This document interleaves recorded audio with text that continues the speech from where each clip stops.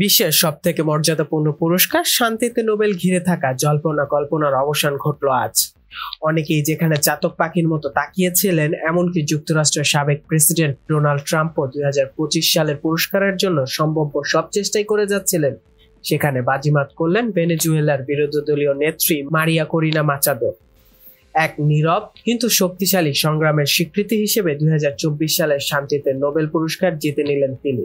আজ শুক্রবার বাংলাদেশ সময় বেলা 3:30টার দিকে নরওয়ের রাজধানী আসলোর নোবেল ইনস্টিটিউট থেকে যখন বিজয়ীর নাম ঘোষণা হলো, তখন বিশ্বজুড়ে ছড়িয়ে পড়ল এক নতুন আলোচনার ঢেউ।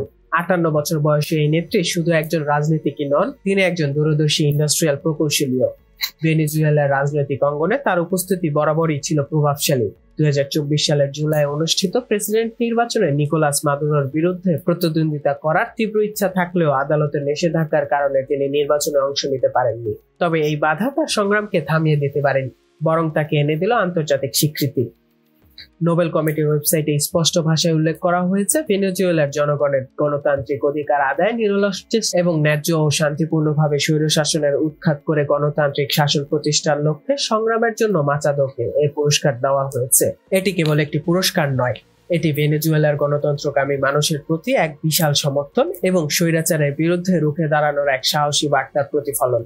শান্তিতে নোবেল পুরস্কারের অর্থমূল্য 1,20,00,000 সুইডিশ ক্রাউন, যা প্রায় $12 লাখ সমান। আগামী 10 ডিসেম্বর আসলোতে এক জমকালোপূর্ণ অনুষ্ঠানে বিজয়ীর হাতে এই পুরস্কার তুলে দেওয়া হবে। 2001 সাল থেকে আলফ্রেড নোবেলের কাজ ও ইচ্ছার উপর ভিত্তি করে এই মর্যাদাপূর্ণ পুরস্কার দেওয়া হচ্ছে। সারা বিশ্ব থেকে যোগ্য ব্যক্তি ও সংগঠনকে খুঁজে বের করে এই সম্মাননা দেওয়া হয়। যদিও অনেক পুরস্কার বিজয় নিয়ে বিতর্ক তৈরি হয়েছে, তবে মারিয়া করিনা মাচাদোর এই বিজয় নিঃসন্দেহে ভেনেজুয়েলার কঠিন পরিস্থিতিতে আশার আলো জাগিয়ে তুলল।